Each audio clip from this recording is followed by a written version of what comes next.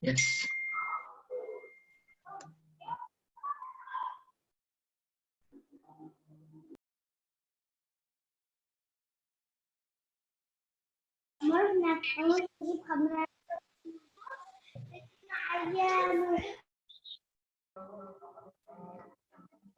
راوند 2 يمكن ترينر، فكنت دايما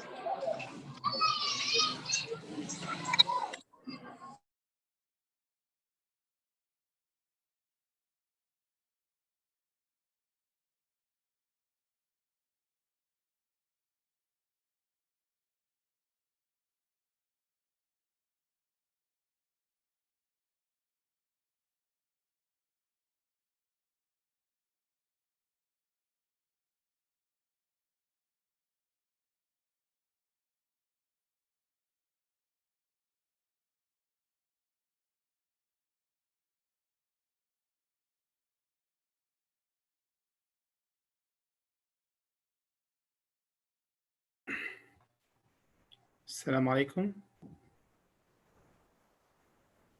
عليكم السلام ورحمة الله وبركاته.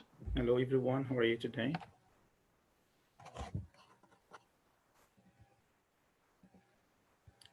Is my voice clear, Mr. Ahmed?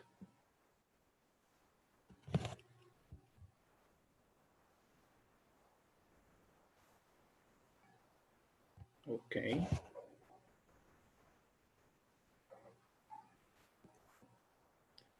Okay, Miss Dr. Heba, would you make me the host so that I can share my screen?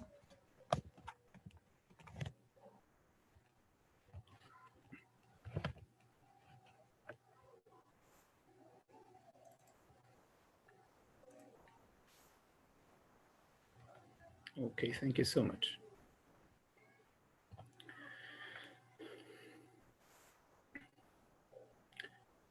Oh, okay, thank you so much. Okay, so now I have checked that my voice is clear. So hello everyone, how are you today? Ramadan Mubarak to all of you. This is Mohammed Saber talking to you. I'm an assistant teacher trainer at ITTI Egypt. And today we're going to be talking about CCQs and ICQs. Also, I'm going to be talking about errors and correction. So these are the objectives for today's session. By the end of the session, attendees will be able to realize the difference between CCQs and ICQs and effectively utilize them inside the classroom and realize the different types of errors and how and when to correct them. But first of all, I have like an icebreaker, okay? I need someone to share it with me. Okay. You're going to, okay, yes. So Mr. Abul Magd, yes. Where are you? Yes, I unmuted you. Okay. Hi, Mr. Abul Magd, how are you? Hello, sir. How are you doing? I'm doing great. I'm doing great as well. Thank you so much. Thank Okay, you. so I need all of you to use the following photos to write a short story about yourself in 4 sentences. Okay, so Mr. Abul Magd, are you gonna write or speak? I should write story. Okay, yeah, you're gonna have only 2 minutes. So again, I'm sorry. Are you gonna write or speak? I'm going to write story. How much time do you have? 2 minutes. Okay, are you gonna write an article or just a short story? No, just 4 sentences. A story of 4 sentences. About your students or about yourself? No, about the 2 pictures that I have here. Okay. So how many pictures do you have? 2 pictures now. Okay, thank you so much. So Thank you, again, sir. I need all of you in only 2 minutes to write a story about yourselves in 4 sentences. And once you finish, you can raise your hand and start telling me about what happened to you. Okay, so you've got 2 minutes. Start now, please.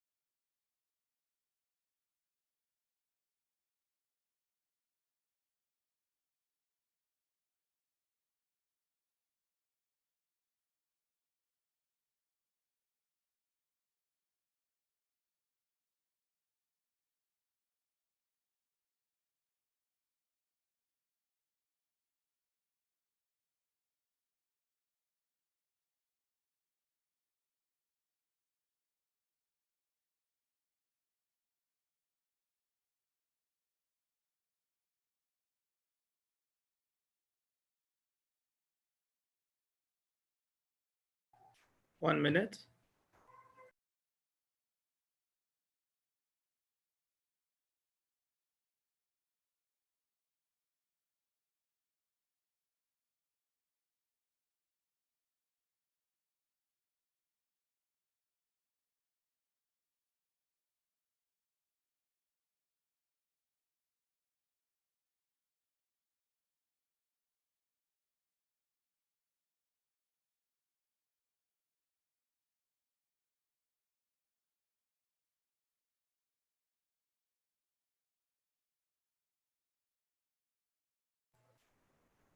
Okay, so time's up. I need you to share your stories now.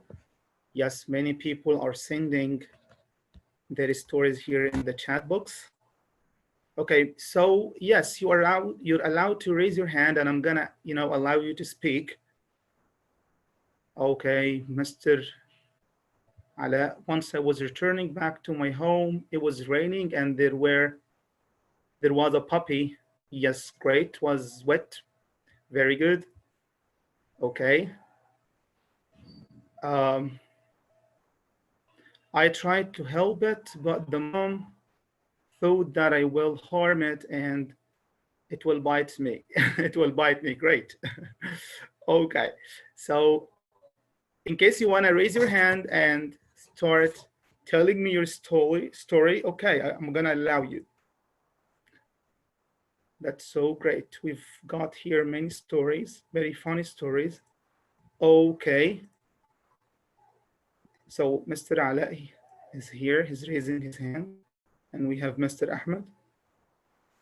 Okay, Mr.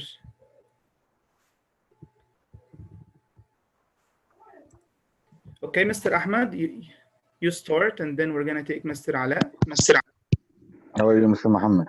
How are you, Mr. Ahmed? Nice evening for all of you and Ramadan Kareem. Ramadan Kareem to you. Thank you so much.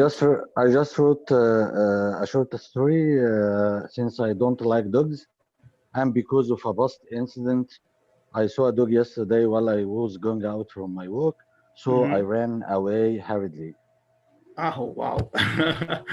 That's so dramatic. Thank you so much. Okay. Thanks. Thank you, Mr. Ahmed. Okay, Mr. Ala. Hello, Mr. Mohammed. Hello, Mr. Ala. How are you? Yeah, fine, thanks. Once I was returning back to my home. It was raining, and there were puppies, and I saw a puppy. They were wet. I tried to help them, but their mom thought that I will harm them and bites me, unfortunately. This is a real story that happened to you? Tell me that it was it's like a simulation, you know. Yeah, great. Yes, great. But you have a good actor, by the way. Okay. Thank you very much. Most welcome. Okay, we're gonna take Miss Iman. Yes. Yes. Hello, Mr. Mohammed. Hello, Miss Iman. How are you? I'm not sure it's a 4-sentence story or not, but it was like I was going to an interview. Then it's due to my bad luck, it started to rain. So really? while running, I found a dog that was chasing me. Then they ended by being bited, and I lost the job. But again, is it a true story? No, of course not. Okay, great. Okay, thank you so much. Okay, I'm gonna take Miss Amel. She's gonna be the last one because of time. Miss Amel Yusuf, yes, go ahead. Okay, welcome, Mr. Sober. Welcome, Miss Amel. How are you? I wrote it here on my paper. In my real life, I hate dogs so much. They make me scared. One day there was an old man walking on a street. He faced a dog suddenly, and that dog attacked him and tried to bite him too. Suddenly, I screamed and ran away home. Yes, great. But again, is it a true one? Yes, I faced many dogs in my life.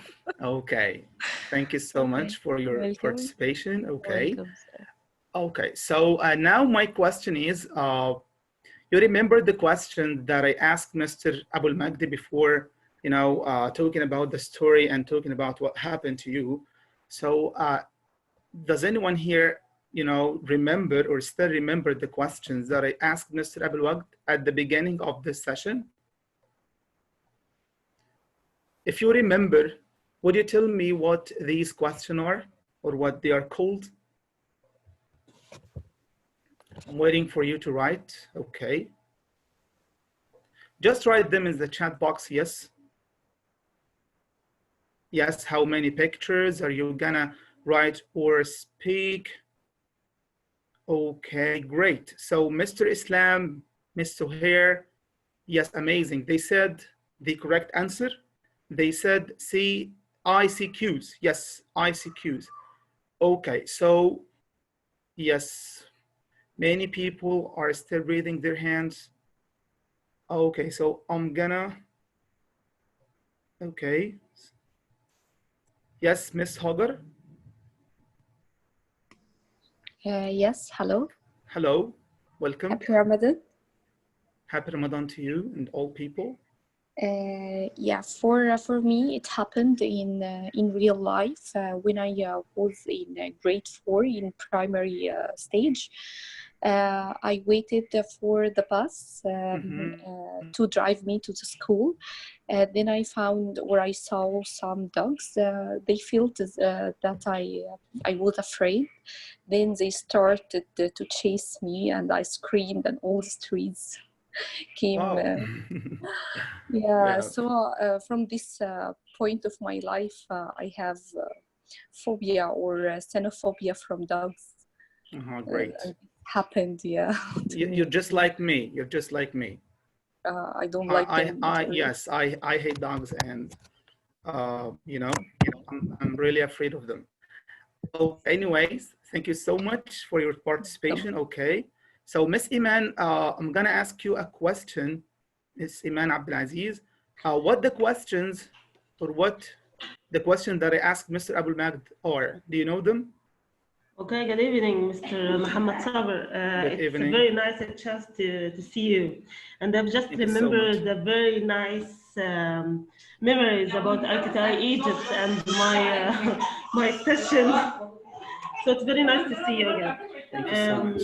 Yeah, you asked Mr. Abul Magda about what's called ICQs, which is the questions you ask the person or your students or the learner at the beginning of offering or presenting the idea program, and to check their understanding for whatever you're talking about. You will ask such a question like. So I'm asking him to check understanding or instructions.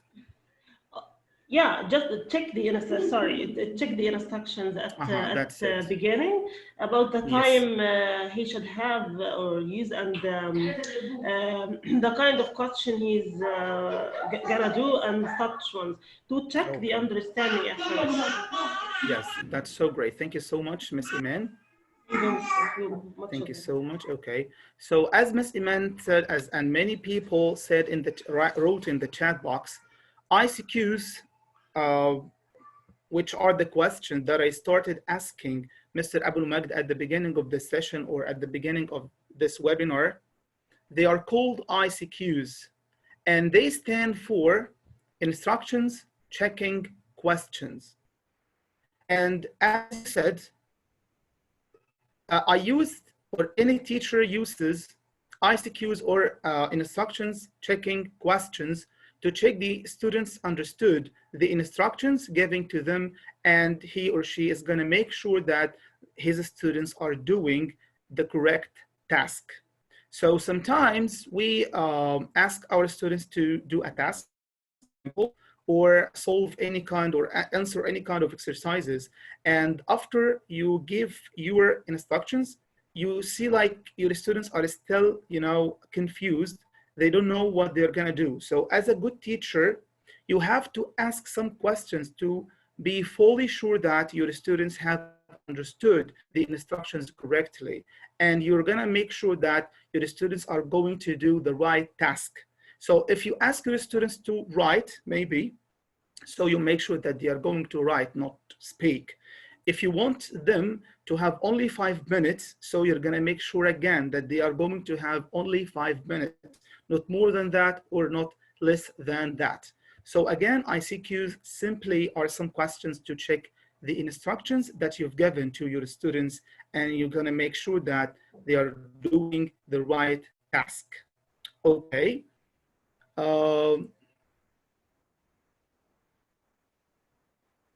Okay, so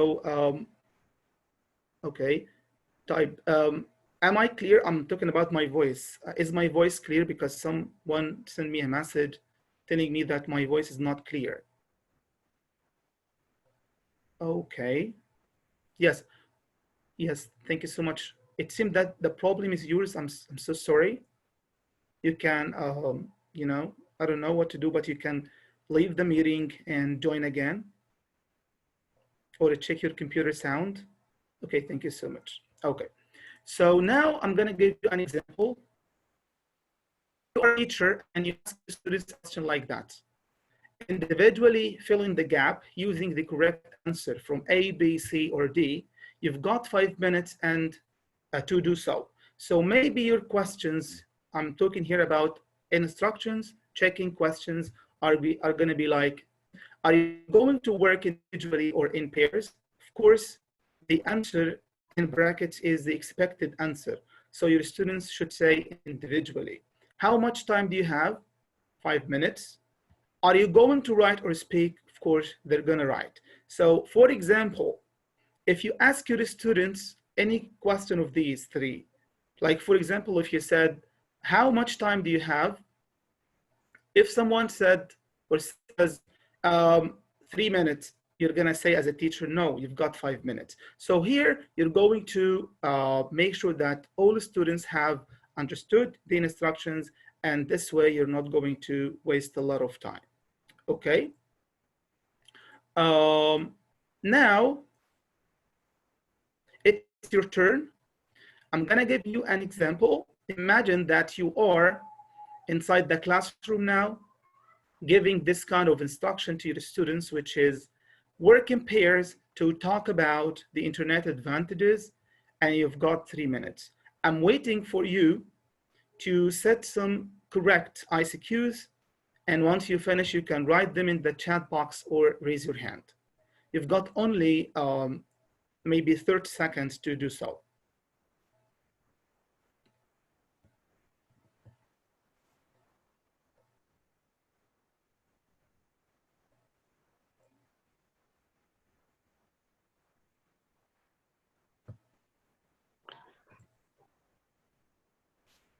Okay, Mr. Osama. Yes, Mr. Osama. Hello, Mr. Mohammed. How are you? Hello, Mr. Osama. Nice meeting you. I'm Thank you so fine. much. Thank you. I will ask how much time do you have?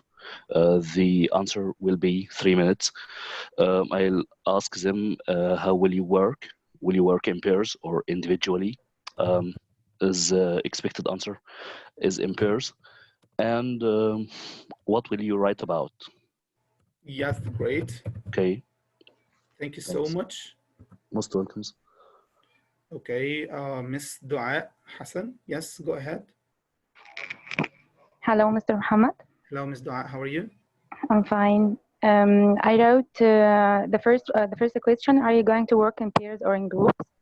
How much time do you answer the question? Are you going to talk about internet advantages or disadvantages? Yes, maybe. Great. Thank you so much. You're welcome. Okay, great. Yes. Actually, I have here many. Mr. Kamel Musa said, will you write or speak? It's a great and a very simple question. Yes, Mr. Ala, will you work in groups or pairs? Great. Mr. Mahmoud Badr, how are you, Mr. Mahmoud? How much time do you have? Is it, what is the question? Yes. Yes, is it pair or group work? Great. So simply, you can say, are you gonna work in pairs or groups? How much time do you have? What you're gonna talk about? Great, thank you so much. Okay. Now, I'm gonna be talking about the ICQs, I'm sorry, about CCQs. We've replaced the letter I with the letter C. So we're gonna move now from ICQs to CCQs. So what do you think CCQs stand for, guys? Wow, look at how amazing the answers are. Yes, yes, amazing. Okay. I wish I had chocolate now. I wish. Okay, Mr. Ahmed Ali, you're unmuted now. Hello, how are you doing? Hello, I'm doing great, thank you. Okay, so CCQs stand for concept checking questions. Once you're given, once you explain something for students and you want to make sure that your explanations were so clear or crystal clear, you just turn to ask them some kind of questions to make sure that they fully understand your explanation. Very good. So, only one word, Mr. Ahmed. We use ICQs to check what? Only one word, ICQs. Instructions. CCQs. Concepts. Very good, which, yes, amazing. This is the word I'm looking for. Thank you so much. Yeah. You got it short, but thank you so much. Okay, so as Mr. Ahmed Ali said, the difference between ICQs and CCQs is crystal clear. Actually, there is no any kind of similarity between them, just some letters, you know. CCQs stand for concept checking questions, not instruction. Concept checking questions. And As Mr. Ahmed said, we use them to check the meaning, not the instructions. So let's first say this. Assuming that you have already attempted to illustrate the meaning of each item, as a teacher, you're not trying to teach or elicit the language. You're using ICQs, or I'm sorry, CCQs, only to check the instruction and the understanding, I'm sorry. And when I say understanding, I mean the meaning of a piece of grammar, an item of vocabulary, or a functional expression. So again, here, I'm not talking about checking instructions. I'm talking about checking the meaning. So let's imagine that we are inside the classroom and we've just introduced a piece of grammar to our students, or we told them some functional expressions or new vocabulary items. Okay, so we already elicited, we already taught them, students already learned this kind of, or these pieces of new language items. And now as a teacher, you are going to check whether they have fully digested or have fully understood the meaning or not. Yes, amazing, as you wrote here in the chat box. So the question now is, what is the problem with the following questions? Do you understand? Is that clear? Would you tell me what is the problem with these kind of questions? Would you tell me? Wow, great. Okay, many people are, raising their hands. And many other people are writing. I welcome Mr. Islam Osman on board. Mr. Islam, I unmuted you. Yes. How are you doing, Mr. Mohammed? How are you, Dr. Islam? How are you? Miss you so much. How are you? Miss you too, bro. I hope you're well. Yes. I'm doing great. Alhamdulillah. For this part that you are talking about, I think that once you just ask these kinds of questions, they may make the students answer with yes for all of them without understanding, and you cannot check their understanding effectively without asking them the ICQs questions that you were just mentioned before. So I think the best way is to just concentrate on just making some ICQ questions which are clear and simple for the students to check their understanding. Very good. So keep with me, Mr. Islam. I'm going to allow Mr. Islam Tawfiq to join us. Okay. So Mr. Islam, do you want to add something? Hello, Mr. Mohammed first of all. Hello, hello, Mr. Islam. Alaikum assalam wa rahmatullahi wa barakatuh. Actually, Mr. Islam has just covered what I'm gonna say. So actually, I wanted to say that concept checking question is meant to check the understanding of the students. So this kind of questions are false or unmeasurable because the teacher here is not able to measure whether his students really understand what he has told them or not. So he needs to make very simple questions, very direct question in order to measure and gauge his students' understanding. That's it. Wow, great. So Miss Amira, Mr. Islam and Mr. Islam, have talked a lot about CCQs. If you want to ask them a question, just ask them. And if you want to explain something, do it. Hello, Mr. Mohammed. Hello, Miss Amira. I agree with them about what they have mentioned now. I just want to add that if I just ask anyone, is that clear? I'm talking in general, and maybe the weak students will hide after each other, and they will say yes, and at the same time they do not understand anything. So when I'm just asking CCQs, I will go to the point. I will ask them just simple questions, and it will measure and tell me let me measure the objectives of my lesson. Very good. So Mr. Ahmed Ali, what about shy students? Mr. Ahmed, what about shy students? And I unmuted all people who raised their hands. You can talk, you can add, you can argue, you can debate. Okay. So, yes. Okay. That's so great. Okay, so I'm gonna mute all again. Very good. Okay, so general questions. Yes, your answers are amazing. Yes. So as Ms. Rihab said, weak students will hide, of course.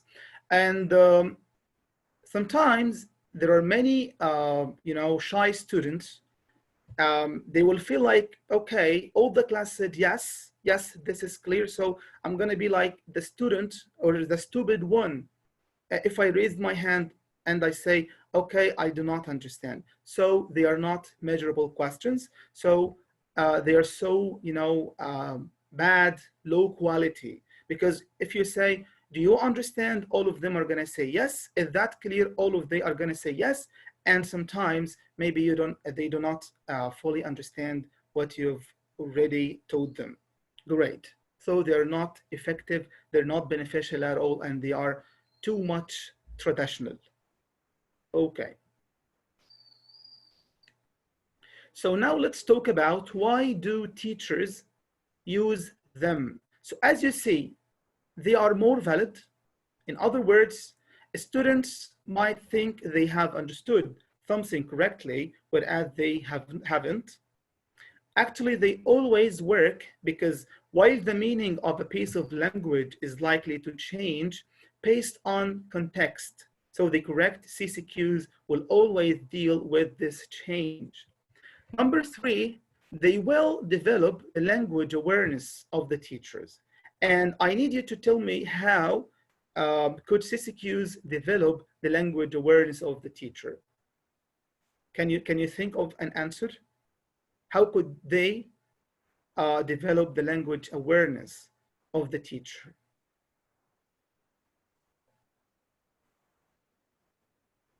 Can you think about that?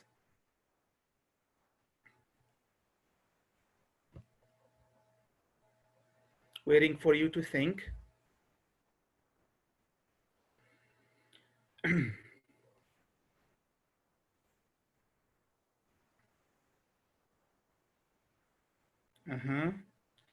Students may understand differently.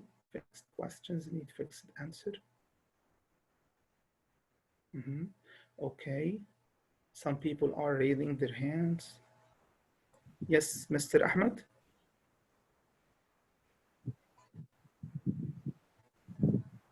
Actually, we have two Mr. Ahmed. Hello, Mr. Saber. Hello, Mr. Ahmed. How are you? Thank you for this amazing session, amazing topic. Thank you so much. I'm really happy because you're with me now. Thank you so much. Thank you so much. There are two Ahmed Ali. Yeah, I was looking for you. Okay. Okay. Anyway, this is a very interesting point actually concerning the language awareness, specifically with grammar.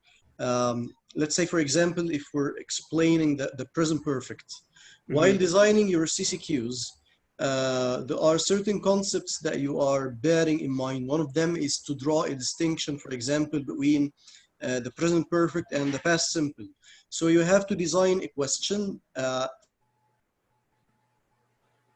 through which you understand that the students know the difference between these two topics.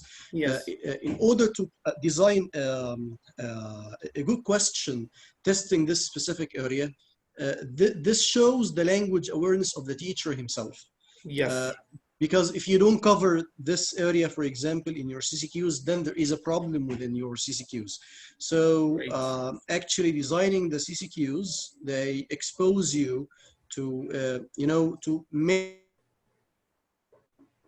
details that you need to cover in the lesson that you are explaining. Great. This is just a simple, justification. Of course, there are Yes. many details that you might like to talk about. That's all, and I don't want to waste people's time here. Oh, thank you so much. Thank you for Okay.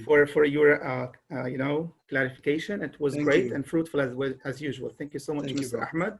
Thank you. Okay, most welcome. So as Mr. Ahmed Ali just said, when teachers design some CCQs, so teachers themselves learn how to closely think about the meaning of items of language. In other words, they can be used to develop a teacher's language awareness skills. So if you are a teacher and you want to design some CCQs, so you're going to closely thinking about the meaning of the language item that you're going to introduce to your students. That's why you're going to have like deep knowledge about the topic itself, and your awareness about the topic that you're going to introduce is gonna develop. Okay. So we actually, or we typically use both of them. I'm sorry, use CCQs in two things. Firstly, as you said, when the teacher wants to check the meaning of a new piece of language, okay, and also they can be used as a correction stage, okay. Many people say that, or say that we use them to check the meaning, okay, and some people may, you know, think, how can we use them as a correction? I'm sorry, it's not a correction stage, it's a correction technique. Yes, they can be used as a correction technique. So how can we use them, okay, to be a correction technique? Can you think about that?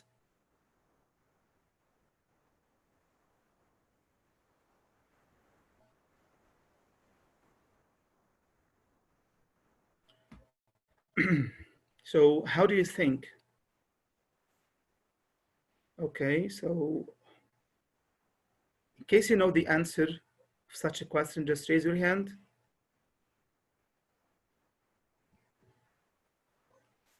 Okay, Miss Amel.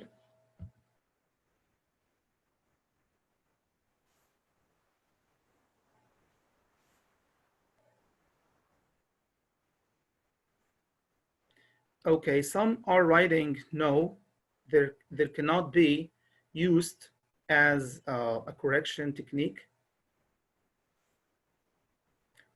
But actually you could use them. Let me read the answers. Yes, correct their understanding. Yes, great, correct their understanding. Can you give me an example?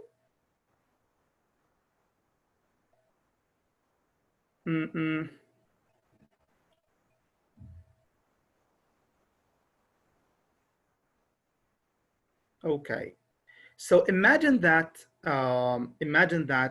you're teaching your student the present may be perfect or the present simple, for example, and your student said or says, okay, I visit my grandfather on Saturday.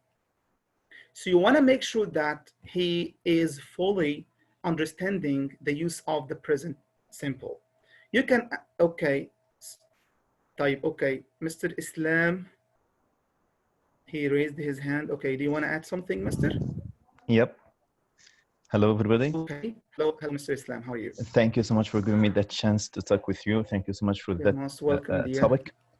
I think we can use them for correcting as a correcting technique.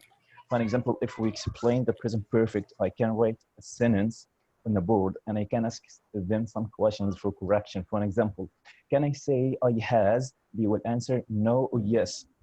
Can I say we has? For example, they will answer no or yes. If they answered no, I can explain again, or I can say the correct answer for them again.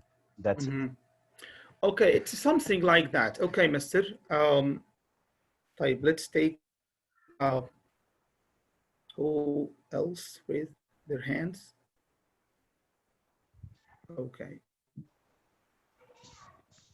So let's, Miss Amel, you've raised your hand.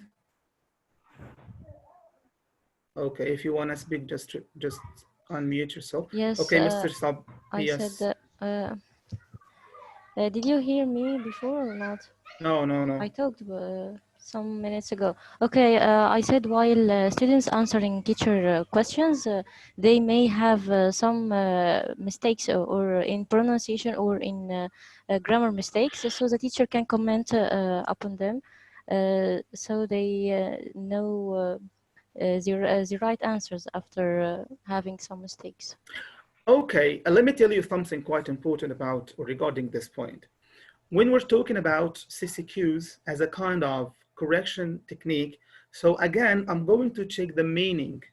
Like, for example, if the student says, I visit my grandfather on Saturday, so I can ask him a question like that to make sure that is he talking about visiting his grandfather as a habit, like each Saturday he or she visits their grandfather, or is it like a definite agreement or an appointment? Okay, so when the students say, for example, I'm taking an English class, so he's using here the present continuous. Is he using it to talk about the class that is running right now? Is he taking the class right now, or he's talking about over a period of time? So that's what am I talking about? Okay, so again, you can use it as a correction technique to be or to make your students fully aware of the the item of language that they are talking about, whether it's grammar or vocab or stuff like that. Okay. Okay, now let's talk about how to make CCQs. Actually, to make good CCQs, you have to break them down. Okay.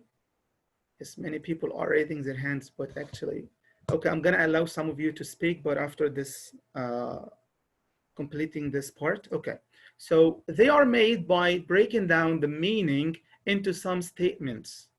Let's take an example. He used to go to the cinema. So what is the meaning of such a sentence? You can break down the meaning into some sentences or statements. Like, for example, you're gonna write, he doesn't go now, because of course he used to go in the past. He went in the past. He went a lot in the past because it was just a habit. So here you've broken down the meaning into some sentences. So again, he doesn't go now, he went in the past, and he went a lot in the past.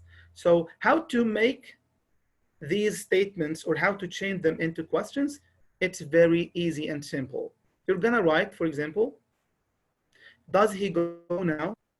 Your students are gonna say no. Did he go in the past? Yes, once or many times or a lot. So again, for example, if you say, does he go now? And the students say yes, so the students doesn't fully understand what used to mean, okay, or means. So you have to, give them like further explanation. Did he go in the past? Yes. Once or many times, or a lot. Yes, great. Yes. So again, you're breaking up or breaking down the questions into some statements, and then you're going to change them into questions, and that's it. Okay, so we have many people raising their hands. Okay, Mr. Mohamed Kamel. Mr. Mohammed, you raised your hand. Mr. Sabri Abdullah. Yes. Assalamu Hi, alaikum. Mr. Sabri. Alaikum salam. Yes, hi. My question is, which is better, to ask CCQs to all the class, or then wait a minute and then choose a student to answer my CCQs? Okay, actually, you can ask the whole class and choose, because, for example, if I don't understand or I don't fully understand the meaning of such an item, and I don't raise my hand, and if there is like another student raising his hand or her hand, So once you explain, so I will benefit. I will know the answer. So it's okay to ask the whole class. Okay? And Okay, actually, yes.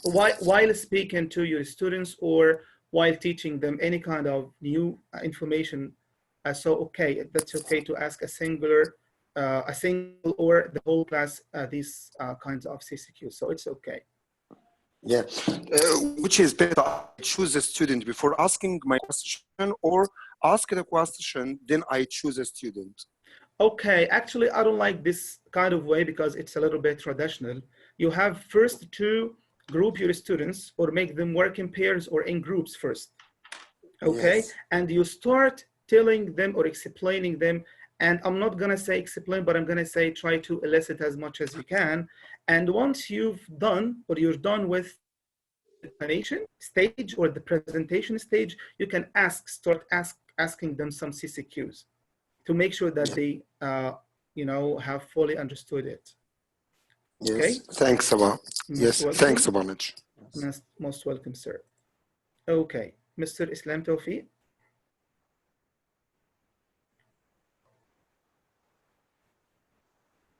No, Mr. Mohammed, I don't have a question now. I just Okay. got to lower my hand. Okay, thank you so much. Thank you. Okay, yes, many people are writing.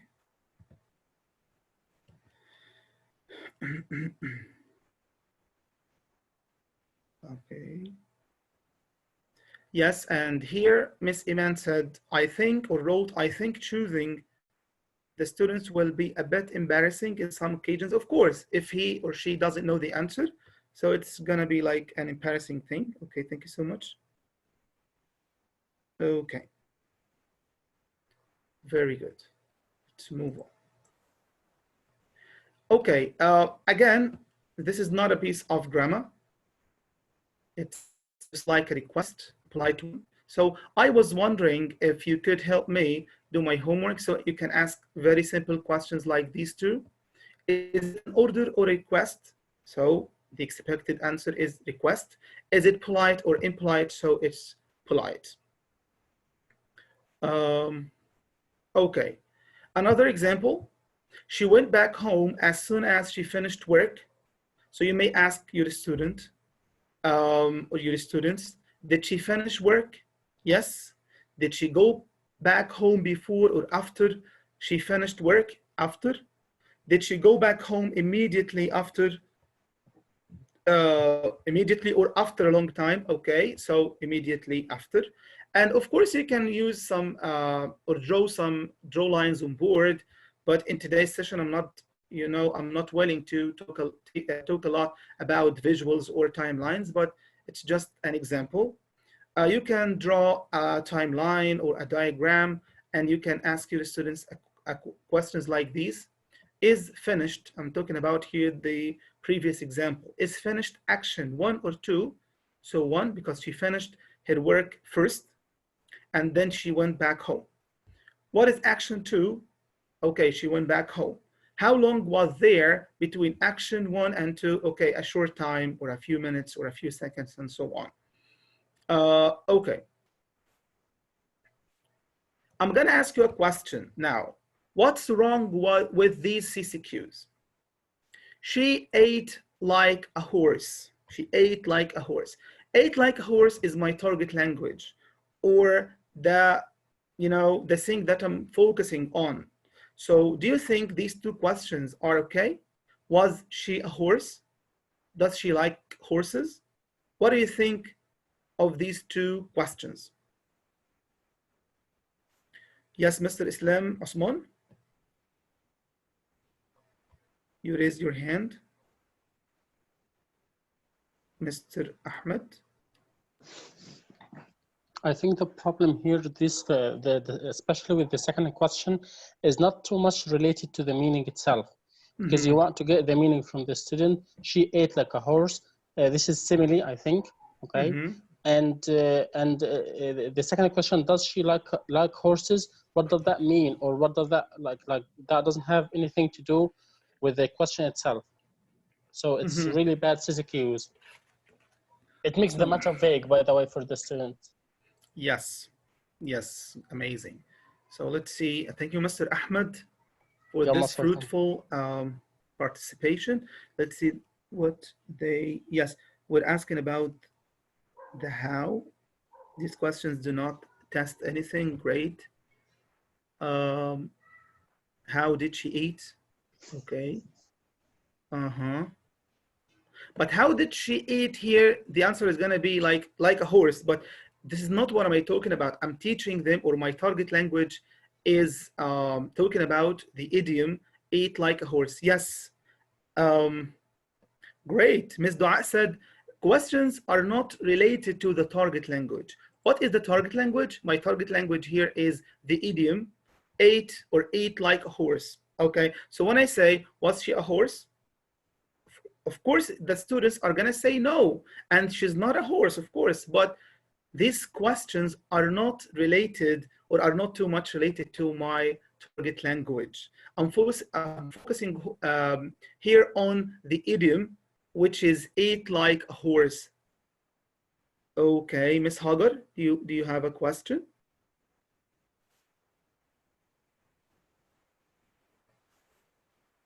No. Okay, thank you. Okay, if you're still raising your hand from the first time, you can lower your hand, Susan. Okay. Mr. Mohamed Kamel, yes.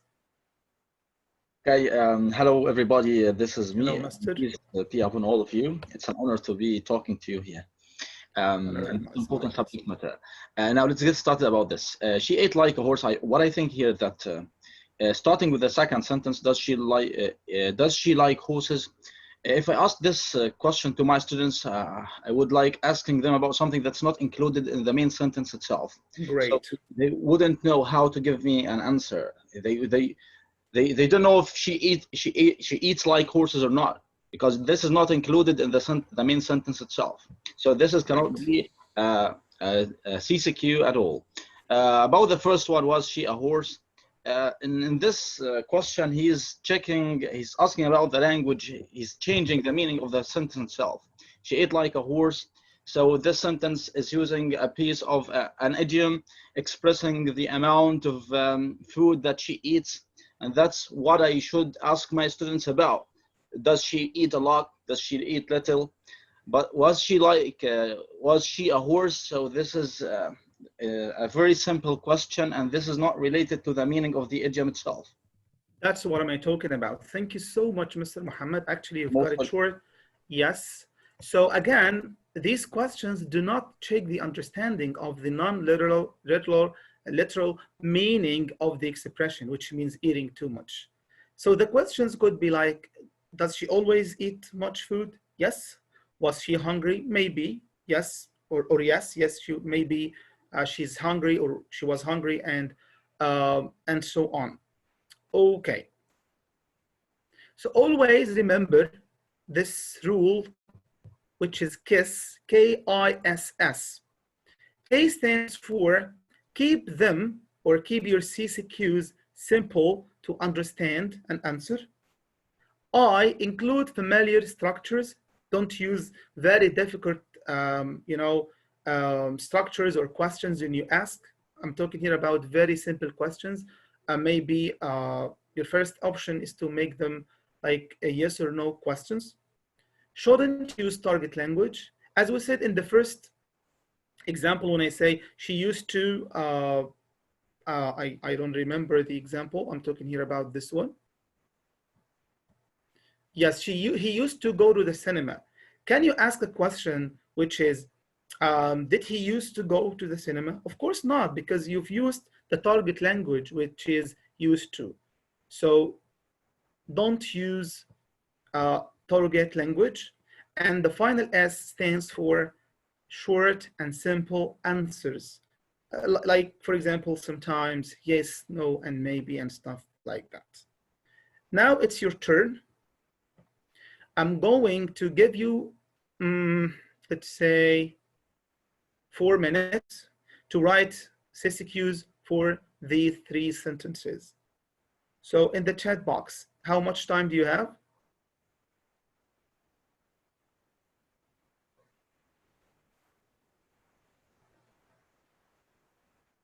4 or 3?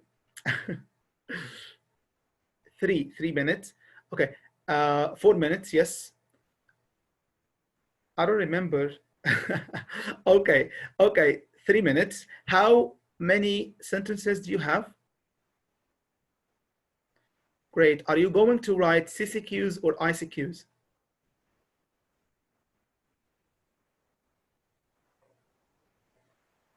Are you going to write CCQs or yes, ICQs? So start now, 3 minutes to think of good CCQs.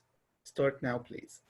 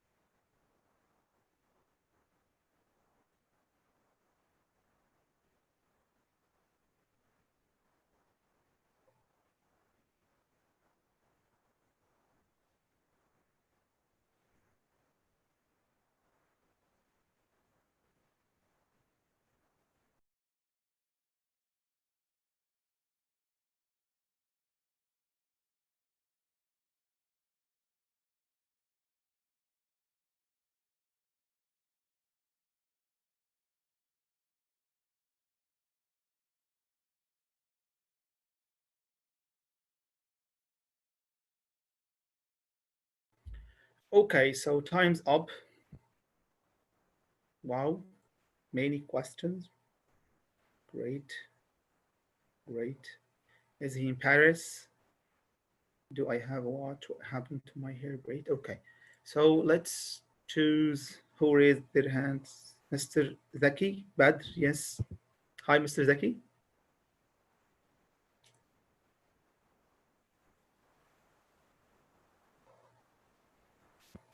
Hello, can you hear my voice? Yes, I hear you very well. How are you, Mr. Zaki? I'm pretty good, thank you very much. Most welcome. Well, I think I just came late, so if you please would tell me the difference between both of them, ICQ, CCQ. Yes. Okay. So I'm gonna choose Mr. Happy to tell you the difference. Okay. Hello, doctor. Hi. Yes. Mr. Zak is asking about the difference between ICQs and CCQs. Yes. Hi, Mr. Happy. Okay. Can you hear me, doctor? Yes, I hear you very well. Yes, Mr. Okay. Okay. That CCQs stands for concept checking questions, and ICQ is instruction checking questions. That is before instruction checking questions that before the lesson, that our students that know the instructions very well or not, and concept that related to the meaning, that I will check my student that they are going to understand my concept or not.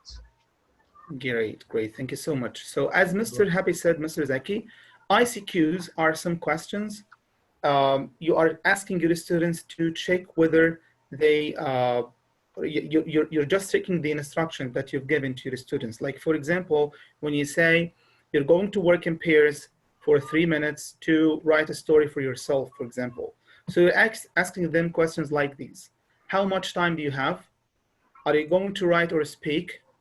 Are you going to write, for example, what you're going to write? So they're gonna say, we have 3 minutes. We're gonna write a story about ourselves, for example. So these are ICQs, instructions checking questions. So you check the instructions only, but CCQs stand for concept checking questions, and you're asking these kind of questions to check the meaning. Like, for example, when you say, he used to go to the cinema.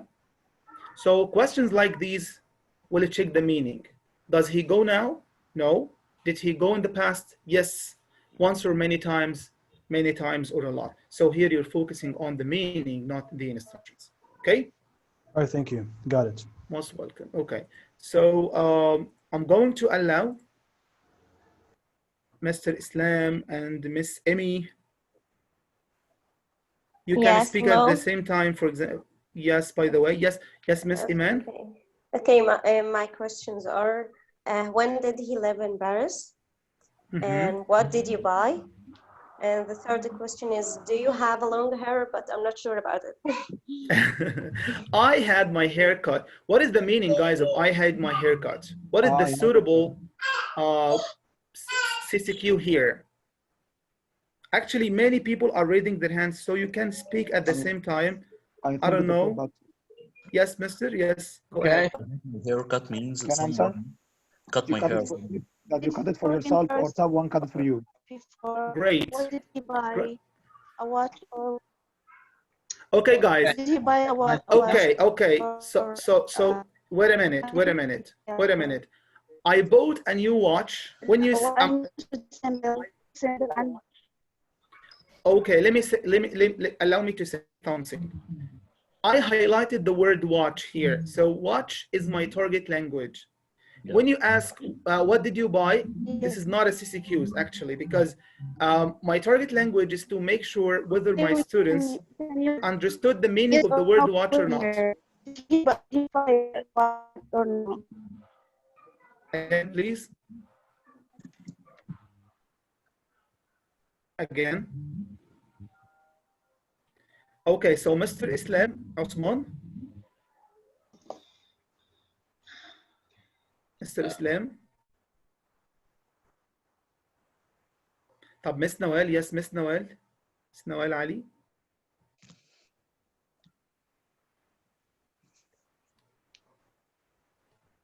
Mr. Islam Tawfiq. Okay, I think since watch is the target language, we can just make a yes or no question. Did he buy, a bag or something?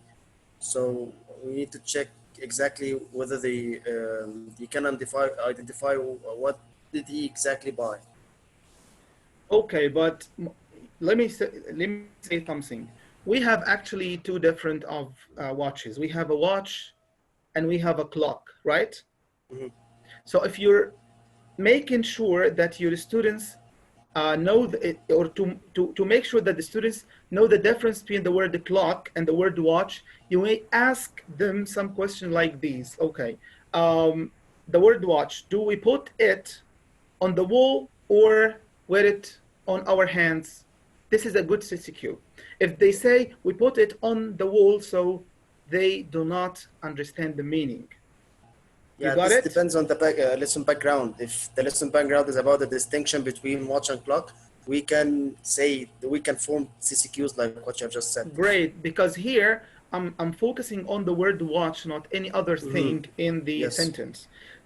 Like for example, the last one, I had my hair cut.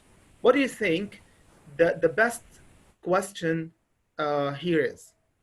Okay, since I need to make students identify the difference between doing an action by yourself or someone else is doing the action for you, so I can ask, did you do it yourself?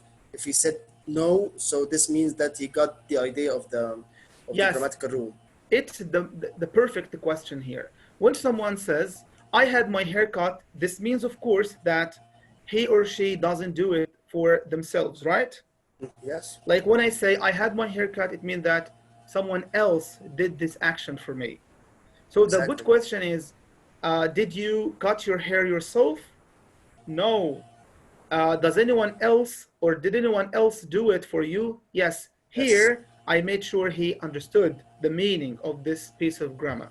Yes. Okay, for the first one, for example, he lived in Paris in 2019. A very simple question could be asked here, which is, does he still live in Paris now?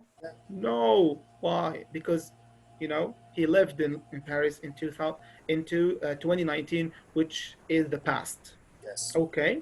Thank you, Mr. Islam. Thank you very much, Mr. Mohammed. You're most welcome, dear. Okay, Mr. Yes, a question like, was your hair very long or short? Actually, it's not a good question here, because I'm here talking about the grammatical rule. And you all know the rule that when you have something done, it means that someone else did the thing for you. Yes, it's as Mr. Abu Magd said, it's off point. Because here I'm focusing on a grammatical rules. Like, for example, he lived in Paris in 2019. Do you think if I say to the students, when did he leave? Is it a good CCQ? No, because I'm focusing here on the meaning of the past simple. Okay, you got my point? Okay. Ms. Noel, yes? Do you want to add something? Yeah, you have said all. Yes, you have said all of the things I wanted to say, but I have one point that the questions should be related to the grammar. Sure.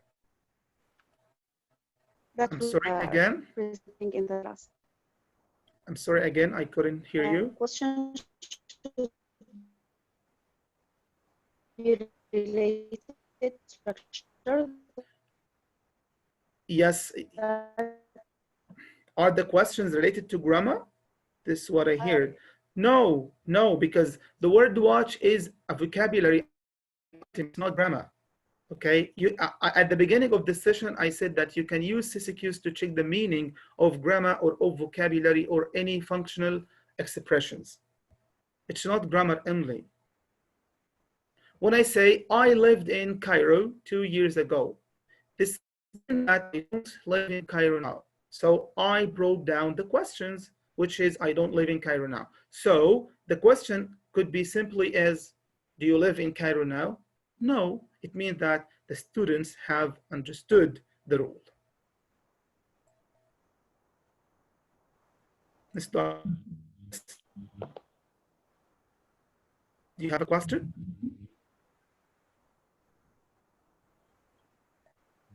Okay. Okay, so now, do you want to play a game? If you want to play a game, just write it in the chat box. Do you want to play a game? Wow, many people want to play. Great, yes, you want to play, okay. I need all of you just to write on his phone or on his laptop, quizzes.com, please. Just try it, quizzes.com. And once you click on it, click join a game.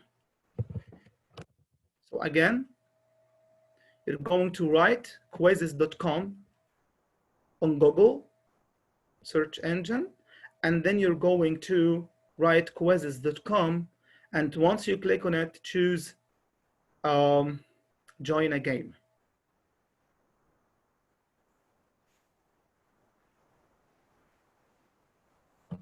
Just try it, quizzes.com.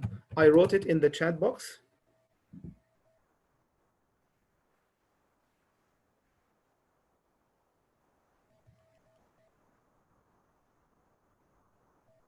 I'm not gonna write the link because it's the link of the game itself that I'm gonna use. Just write, yes, quizzes.com and click on join a game. Yes, 1 minute.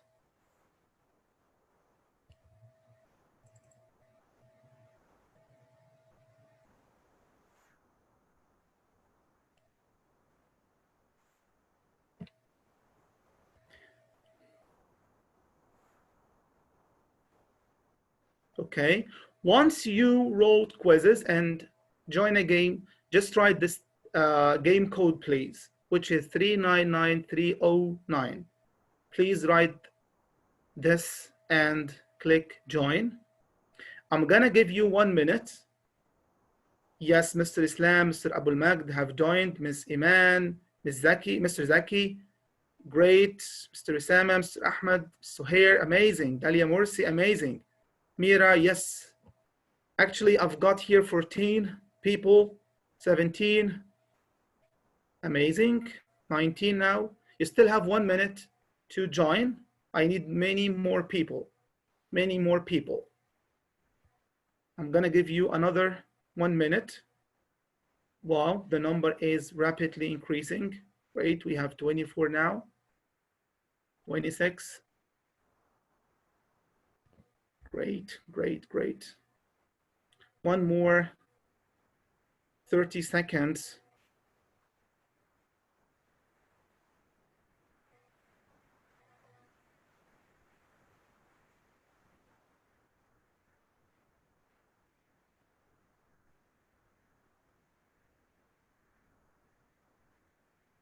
Great, 38.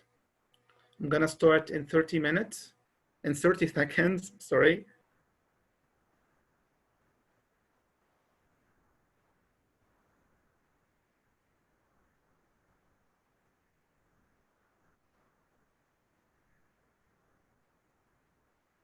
Okay, I have now 40 people, mashallah, great. After 10 seconds, I'm going to start. Okay, I'm gonna start, yes, 41 people, 42, great, 43, 44, great. Great. I'm gonna start after 5 seconds. Wow, 47, great. I shall wait for another minute. 47 participants. Okay, I'm gonna start after 5 seconds. 1, yes, yes, many people are still waiting. Hurry up. 1, 2, 3, 4, 5. Okay, some people are asking me to write the code here.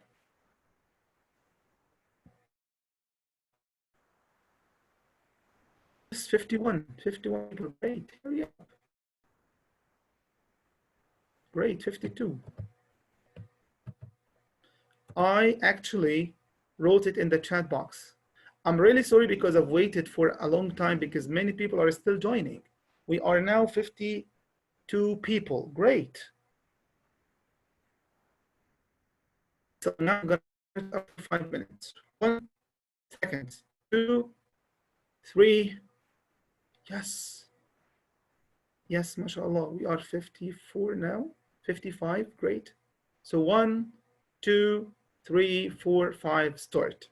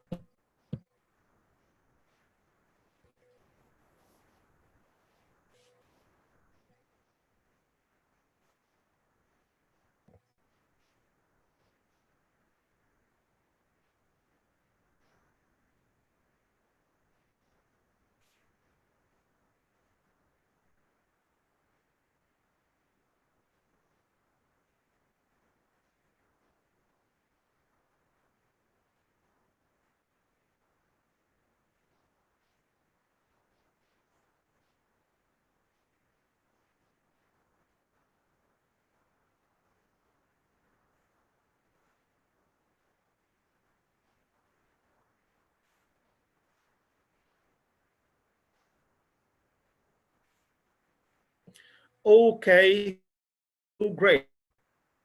Just tell me, can you see, can you hear my voice? Just write in the chat box. Can you hear my voice now?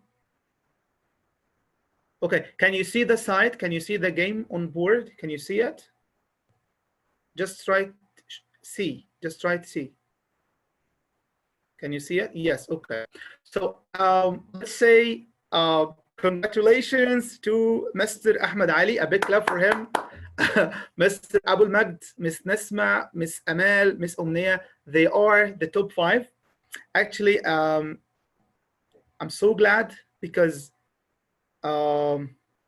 yes, actually many people have answered correctly and the accuracy rate is 84, which means something good. So again, a big clap to Mr. Ahmed Ali, the first one. Let's go back again to our webinar.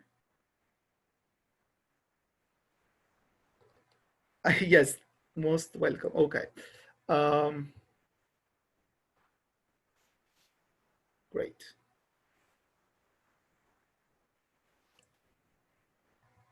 Okay, so now after talking about CCQs and ICQs and the difference between both of them, let's now talk about errors and correction. And I'm gonna start with asking you this very simple question, which is making mistakes a good or bad sign of learning? What do you think?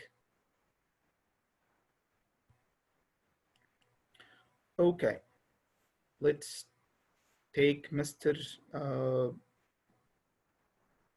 Okay, so Miss Jermaine, yes. Yes, hello, Miss Jermaine. Yes, hello. Hello.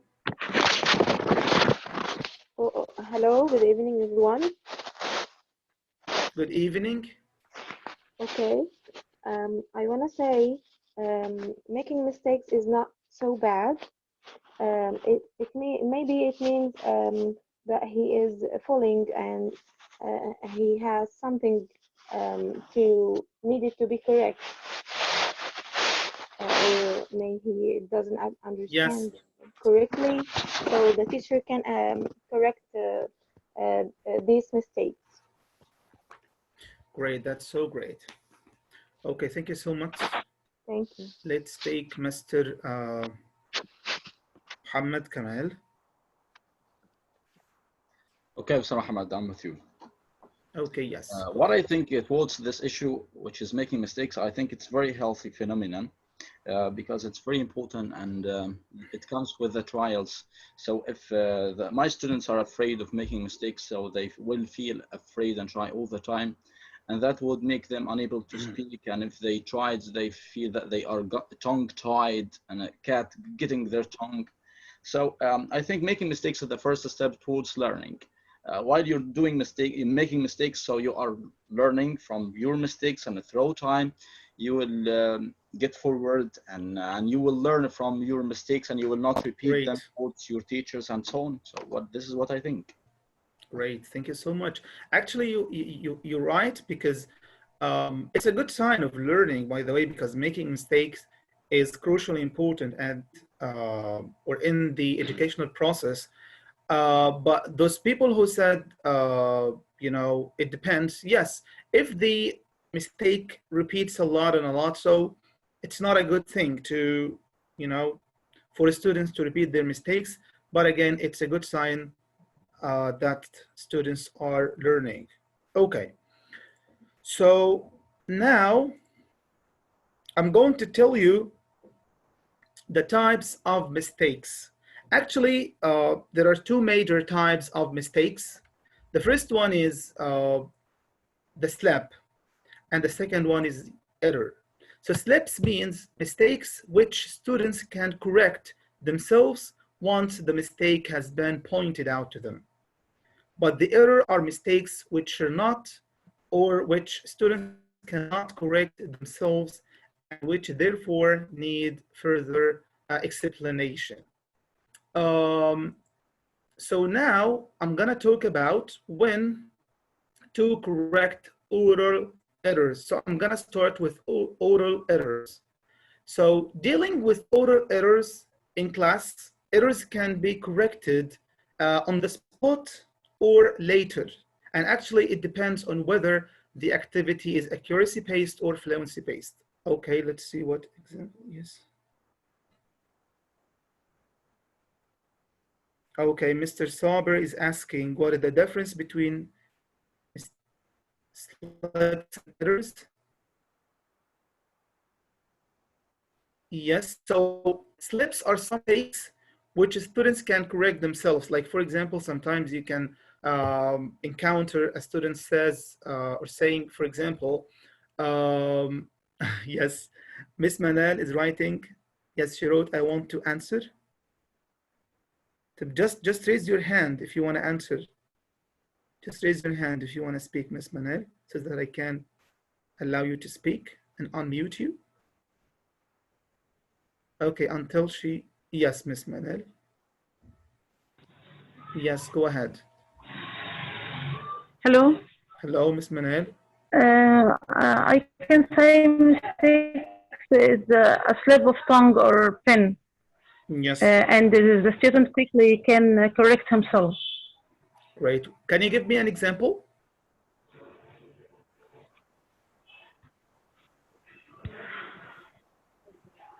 Like, for example, if a student says, she wake up late, and then he says, she wakes up late. So here, he knows the rule and he can correct himself or herself, okay?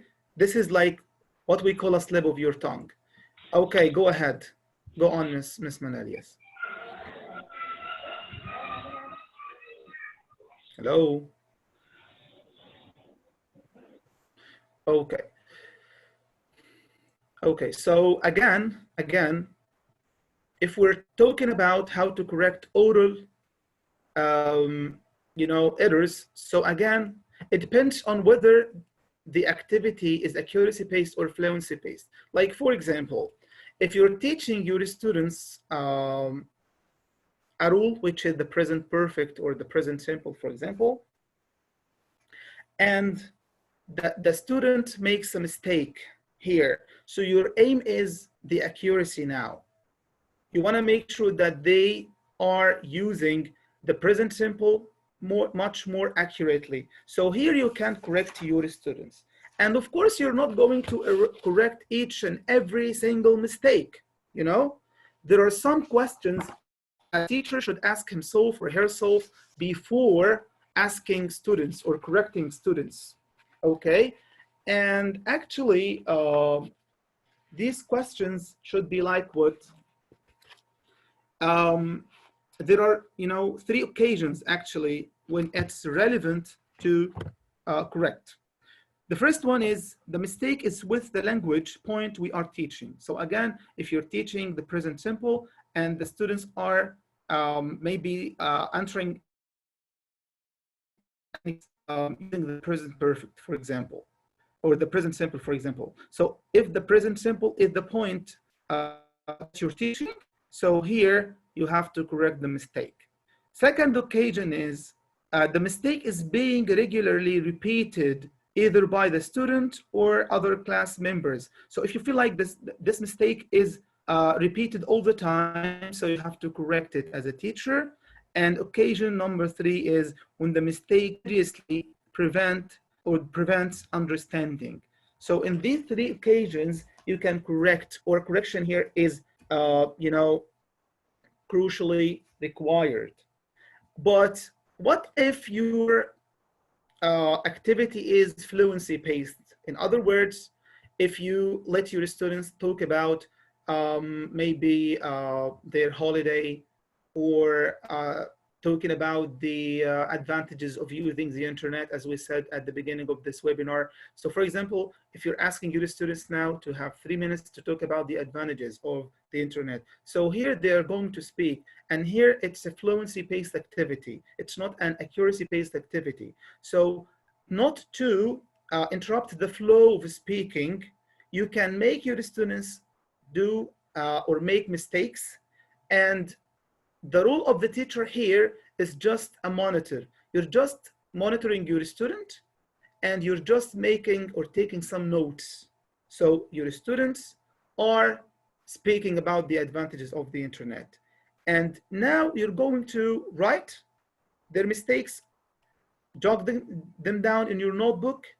Don't interrupt the flow of speaking, and you can give them feedback later. So again, dealing with errors, oral errors is totally different to dealing with, you know, written errors or stuff like that. So again, yes, Mr. Ahmed, yes, you've raised your hand. Thank you so much. I just want to say something. I Yes, just want to say something, and you can correct me if I'm mistaken. You know, of course we have slipping and we have errors and we have mistakes. I mean, but we have also something called developmental mistake. I mean, like for example, if I'm teaching present simple and the student makes a mistake in the present perfect, like for example, if I say if I'm teaching him the rule of can, and he said tomorrow I will can do my homework, because he doesn't know will be able to, like he doesn't know how to say able to. So now as a teacher, I know that this is called developmental mistake. Shall I correct him right now because he didn't know, or he doesn't take this rule yet? So shall I correct him right now, or what shall I do? Yes. Okay, so thank you so much for your question. So as Mr. Ahmed said, developmental errors, actually they occur naturally as the student's language knowledge develops, okay? And are the result of the students making apparently sensible but mistaken assumptions. Like, for example, when a student says, I have to go, or I want to go, so they might say, I must to go, okay? Because they feel like have to is similar to must, so they are gonna say I must to play, or just like I have to play, and of course this is not correct. Okay, so actually, Mr. Ahmed, again, it depends. So for example, if your students are speaking, and while you are monitoring and while you are taking some notes, you hear that kind of mistake. The students is saying, okay, I must to play football now, so just write it on your notebook, and at the end of the activity you can write the mistake on board, and you can tell your students to correct themselves, or you can say, okay, while I was monitoring or while I was listening to you, someone says I must go, is that correct? And you start giving you know, feedback from your students first, and if anyone doesn't know the answer, so you can provide the answer to your students. If it an accuracy based one, so you can say, no, don't say I must to, just say I must and omit the preposition to. Yes, okay, you're welcome. So again, it mainly depends on your aim of the activity. But now we're gonna talk about how to correct them. Actually, there are numerous ways through which you can correct them, but I'm going to choose some of them. And Mr. Abu Magd, are you there? Mr. Abu Magd?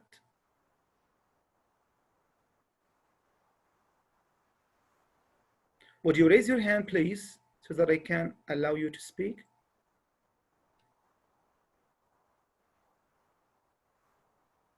Okay.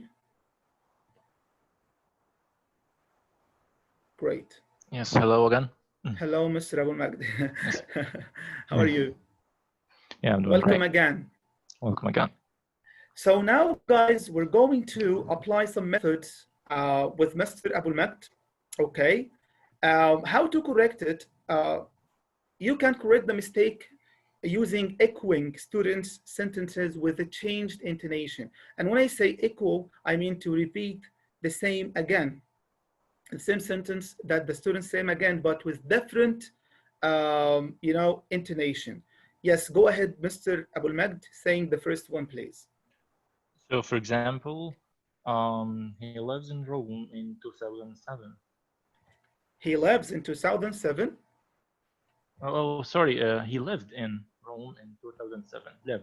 Great, that's correct. So I changed my intonation because he says he lives, he uses the present simple, and he's talking about, you know, past simple. So I say he lives in 2007. So I changed my intonation. So he realized that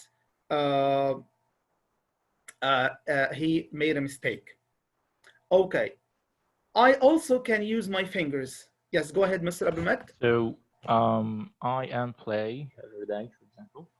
Okay, so he said I am play. So I am play. Yeah, so play. So we should say I play without am. Yeah, sorry. Great. So I omitted am with my fingers. So I say I am play. I made like this as a teacher. So he's gonna say I play. Okay. Also, I can use some gestures or my body language. Go ahead, Mr. Abdulmak. I play yesterday. I played yesterday. Sorry. Great. So when I did such an easy movement with my hand like this, so you know, paying his attention. We're talking about yesterday, so you have to use the past simple, not the present simple.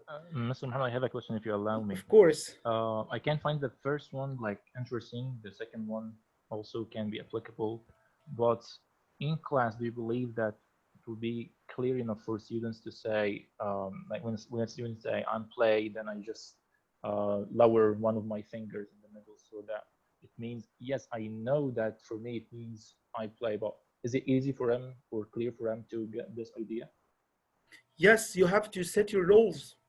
You have to tell your students the way is that you can correct their mistakes. I already tell them in advance about such finger like gesture and so on. Yes.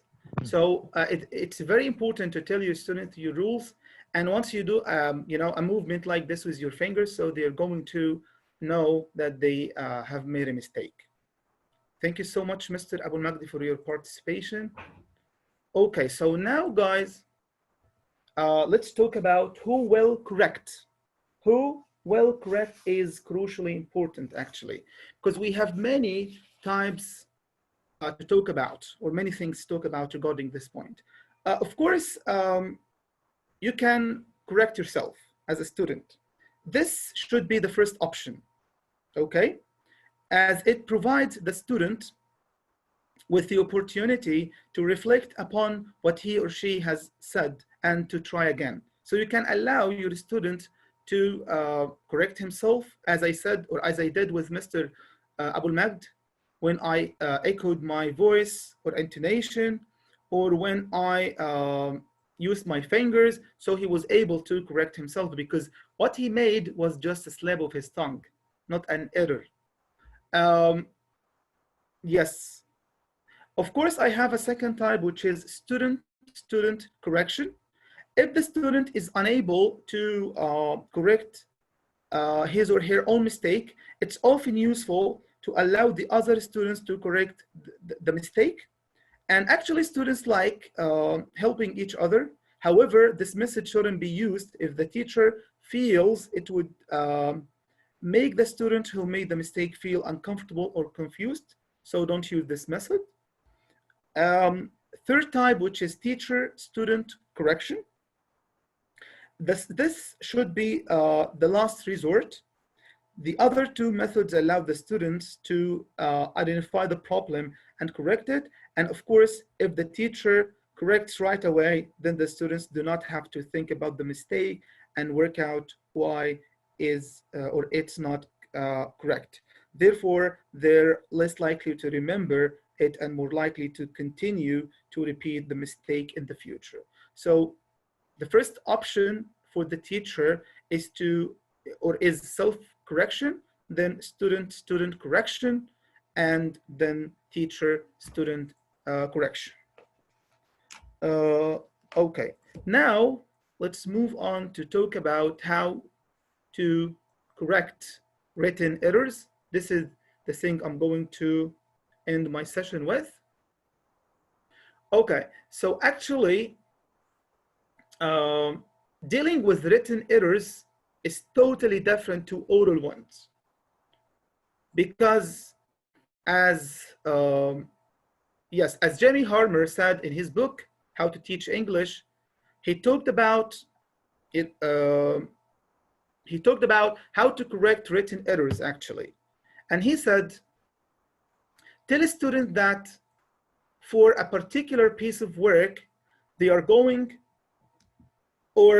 only going to correct mistakes of punctuation, or only spelling, or only grammar. This has two advantages. It makes students concentrate on that particular aspect, and it cuts down on the correction. So to what extent do you agree with that? What do you think? Yes, great. So, okay, let's look at this example, please. Look at the one on the right, look at the one on the left, and you've got only 1 minute to tell me the difference.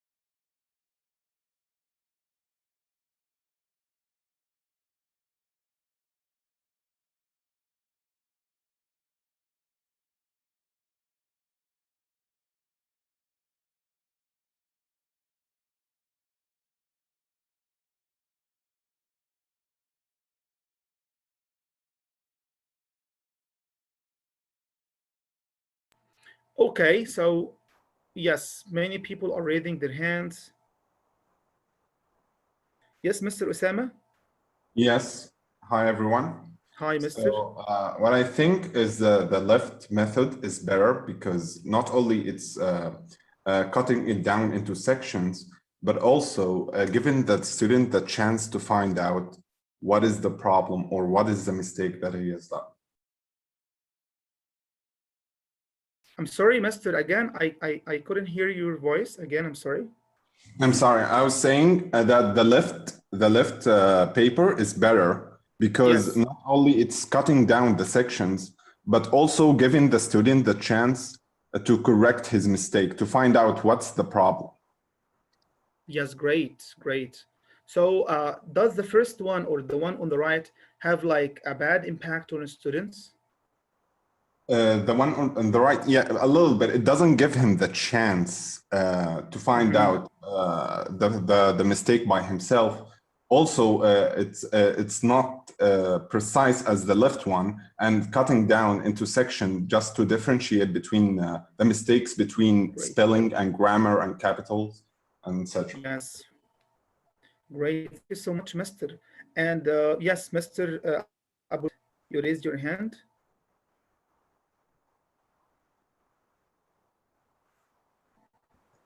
Hello again. Actually, many people are raising their hands. Hello, hello, Yeah, I'm hello, here. hello. I'm sorry to interrupt you, Mr. Abul Magdi, but I have unmuted all those who've raised their hands, and you can, debate and you can talk together. No problem. Yes, go ahead, please. Okay, who's starting now? Yes, Mr. Abul Magdi is gonna start. Yes. Okay. For doing what? Sorry, I didn't got you. Can you just come again? I say, what is the difference between the paper on the right and the one on the left? Okay. The first one on the right side, I'm just telling him that this is a mistake, and the correct one is, for example, has. So in the second one, he used just G letter, which refers to grammar. Of course, as a teacher, I should like tell my students in advance, guys, whenever I just correct your notebooks, when it is grammatical mistakes, so I just write down G, that now it's now grammatical mistakes. So try to think again of what you have done. If it is about, for example, watch or see, for example. So I just tell them that this is lexical mistake. So let's try to, or I'll just write down for you the L letter and so on. Great. But in the other one and on the right one, I just mentioned the correct answer. He may not understand why we said much, not many, and so on. And this is like according to my just little experience in teaching in international schools and even like language schools, you rarely find a student who comes back to you and say, "Mister, why did you do this?" Okay, you just write down the correction and that's all. So if you just try to motivate your students for just using the left one, and just you can even just, this is for me, just raise some kind of awareness for those who just come back to you and just discuss the answer. This would be great. Yes, thank you so much, Mr. Abul Magd. Yes, Miss Iman. Yes. Yes, me. I am Miss Nawal. Yes, yes. Go ahead, Miss Nawal. Yes. Okay, I think the correction, the writing basis correction should be with codes. It's much better than the other one, because we when we correct the when with the correction will be with codes, it will be more neater. Yes.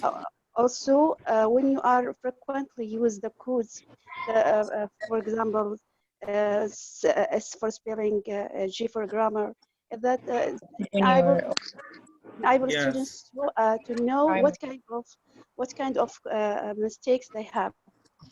Okay, So, but if you have a quick look on both of them, okay, I'm talking about the two papers.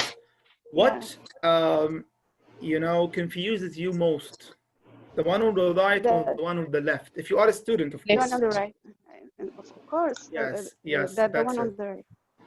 Okay, thank you so much. Okay, Mr. Islam Tawfiq.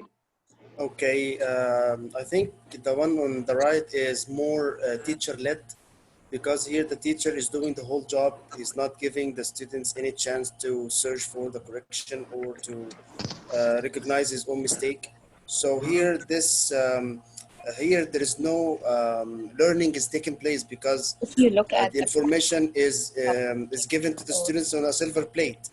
Okay, so he didn't exert any effort. While in the left part here, he's just using the symbol, the writing codes or the writing symbol, just to attract the student attention to the mistakes. The type of mistake, yes. Yeah, and the students will search for the correction by himself. Yes, that's so great. Totally That's a better. very good point. Yes. Okay, Mr. Mohamed Kamel, do you want to add something? Yeah, please. Great. Go ahead. Okay, concerning the one on the right here, I think I usually hear it and I believe in it. Easy comes, easy goes. So what I see here is that students will do no jobs in order to reconsider their mistakes. So they just look at their mistakes and they see the correct ones.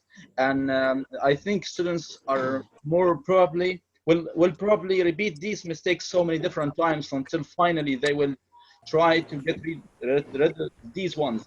Yes. I'm talking about a personal experience with my students when they repeat not adding s in the present simple, and every time I tell them you don't add s here, and they repeat the same mistake and throw the translation and a lot of pieces of grammar. So I think the one on the left is far better than the one on the right, but I think it's difficult at first until the students get used to these codes, like D stands for grammar and C stands for capital letter. At first, it will be difficult for them, but through time, they will memorize these codes, and it will be easy for them, and it will give them the chance to reconsider their mistakes before the teacher gives them easily. Yeah, great. Thank you so much, Mr. Most welcome. Okay, Miss Hagar. Yeah. And Mr. Ahmed Heba, yes, Mr. Hagar first, and then Mr. Ahmed. Yes, go ahead, please. My voice clear? Yes, it's clear, yes. I think it depends on the stages that you are teaching or you teach, you know. I think if you teach for kids, as I teach for lower grades, if I give them the left one, I think the students and the parents are confused. They didn't know what is the correct answer. but if I follow the right one, maybe it would be clear for them. So I think it depends on the stages that you are teach. Okay, great. Okay, thank you so much, Mr. Ahmed. Mr. Mohammed. Hi.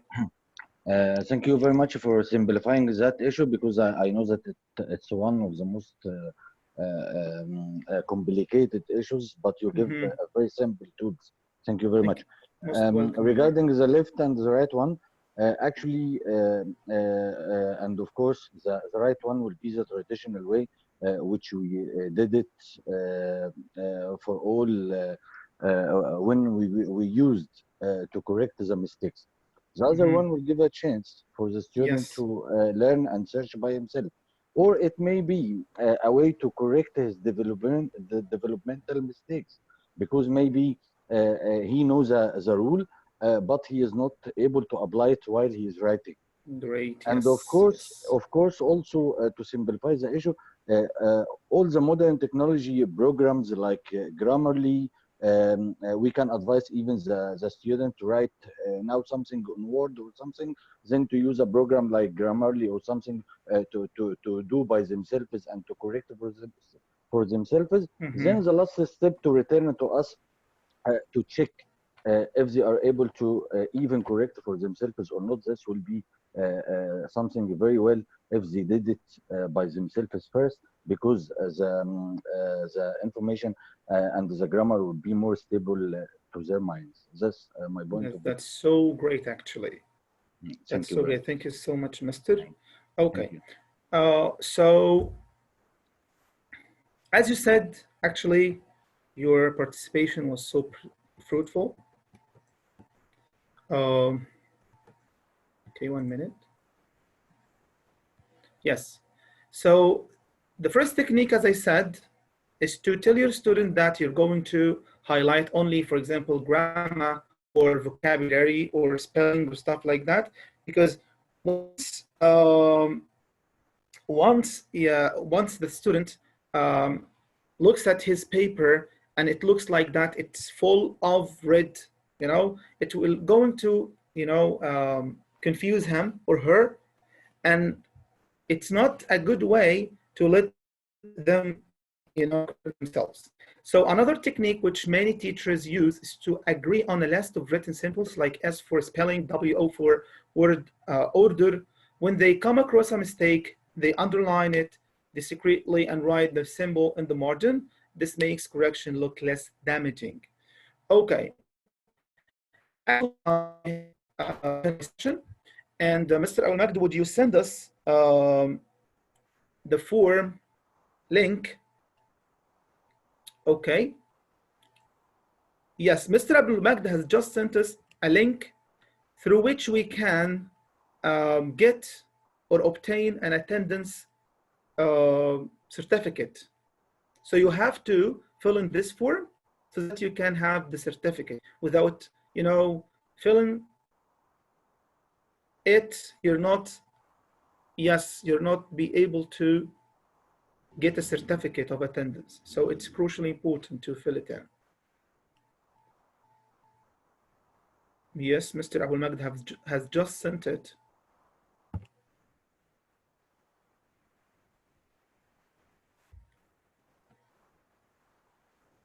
Okay, to wrap it up, to wrap this session up, I need someone to tell me what did he learn today, or what you've learned today. Yes, Mr. Ahmed Ali, yes, of course, just raise your hand, please. Yes. I cannot, yes, Mr. Ahmed, yes.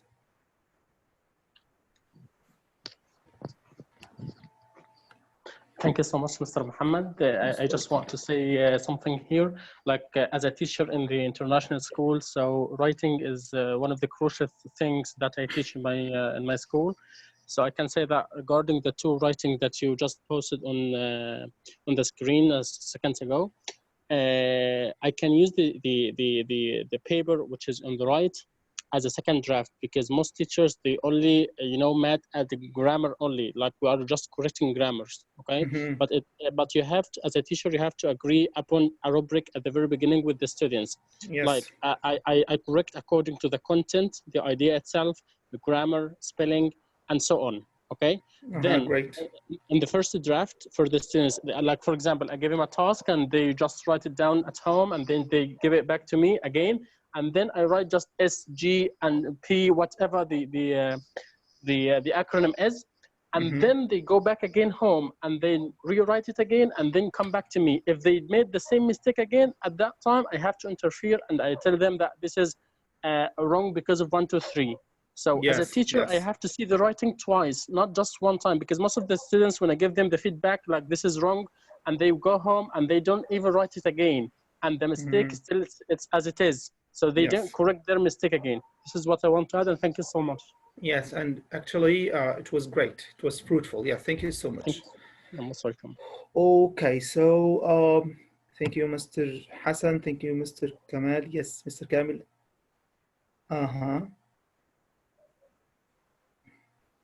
Okay, could a teacher use both eliciting and CCQs at the same time? Okay, so what we mean by eliciting is what will determine. I mean, eliciting means what? Eliciting is the opposite of explaining, you know?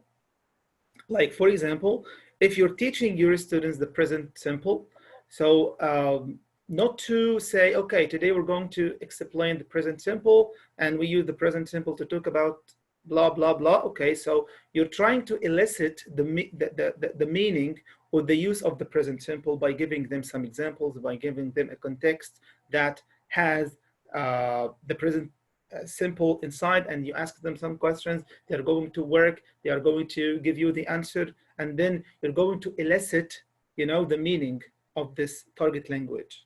But CCQs are going to be asked to make sure that they have understood what you've elicited from them or what you have, you know, told them. Okay. Do you have any other questions? Do you have any other questions? Okay, so again, I need you to fill in the form that Mr. Ahmed sent, because it's crucially important for you to get the certificate. I was really over the moon to be with you today. Thank you so much to Mr. Ahmed. Thank you so much all. Actually, honor is mine. I was really happy to be with you today, actually, and I hope to be with you all the time. But as you know, we're running out of time, and it's time to make your suhoor. Thank you, Ms. Shayma. Thank you so much. Thanks a lot. I cannot thank you enough. Thank you for your sincere words. And I hope to see you again. Thank you so much, Ms. Iman, Mr. Mohammed. Thank you. Thank you so much. Mr. Mo, yes, I'm Mr. Mo now. Thank you. Great. So see you soon, inshallah. And try to keep in touch with ITTI Egypt Facebook page, because you're going to be able to download this session and the previous sessions from there. Yes, most welcome. Okay, it's time to leave now. Thank you, Ms. Alaka. Thank you so much. So, assalamu alaikum.